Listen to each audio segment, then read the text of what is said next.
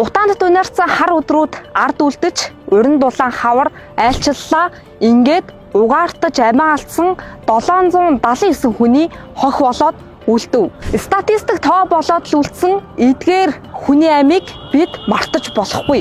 2025 оны 2 сарын 6-ны шөнө нэг гэр бүлийн 6 гишүүн нэг дор угаартаж нас барсан 18 настай хүн л ганцаараа үлдсэн. За энэ асуудал хэрхэн яаж шийдэгдэв? Үүний цаана байгаа олон зуун гэр бүлийн хагацл 779 амны хариуцлагыг хэн хүлээх ёстой вэ? Энэ анханасаа барьцалдуулагчийн стандарт хэм хэмжээг тогтоож өгөөгүй учраас бид нар энэ шахмал түлшийг хортой хоргүй гэж хэлэх боломжгүй байна гэж хэлж байгаа. Тэгэхээр өөрөөр хэлбэл бид нар одоо 7-8 жилийн хугацаанд ямар ч стандартгүй хор төлцсөн юм уу? Тэрний улмаас бүгдээрээ ингээд хордоод яваад байгаа мó гэдэг ийм нэг асуудал үүсэж байгаамаа. Тийм учраас би өнөөдөр засгийн газарт гомдол гаргаж байгаамаа. Угаарынхын улмаас амь насаа алдсан иргэдийн ар гэрээс уучлалтгүйж нас барсан иргэний ар гэр тус бүрт 1 тэрбум төгрөгийн нөхөн олгор олохыг шаардж байна гэж байна. Бид нар хордоод байхад хор үйлдвэрлэгчид нь юу хийж байгааг бид нар мэдэхгүй байна. За тэгээд дээрэс нь энийн төр ард түмэндээ шахаад байна. Тэрнээс нь болоод бид нар ингээд нас бараад байна. Тэрийн эмчлэх стандарт хүртэл Монгол улсад байхгүй байна. Тэгээд дээрэс нь хүмүүс хордоод байхад өнөөдөр хинч хариуцлага хүлээхгүй байна. Тийм учраас одоо энэ хордсон ард иргэддээ нөхөн төлбөр олгоо. Ээж дүүнэр ингээд дөрөв дүү ээж ингээд алдсан. Надад амар хэцүү байна.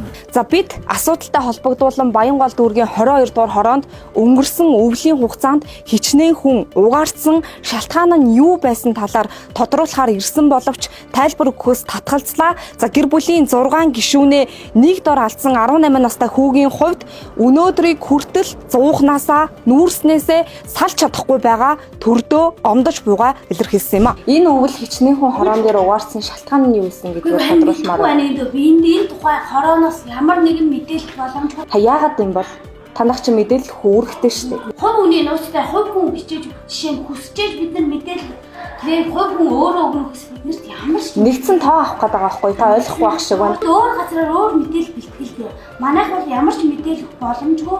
Хорооны хэмжээнд хичнээн хүн угаарсан гэдгийг яагаад мэдээлэх боломжгүй гэдэм бол тэр 5-7 түвшээс очиод ав. Яагаад ингэж орж иж байгаа хүмүүсийг асууж ламдаж авахгүй юм бэ? Ингээд алдтай юм шиг нэг сайд орж ирчээд эндээс ингээд яагаад ингэж загнаад гэсэн юу нэрээ гуйсан бэ?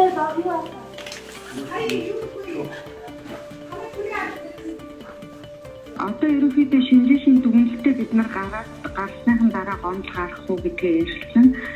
Шүүх шинжилгээний дүгнэлт нь гараагүй байгаа юм уу тий харин?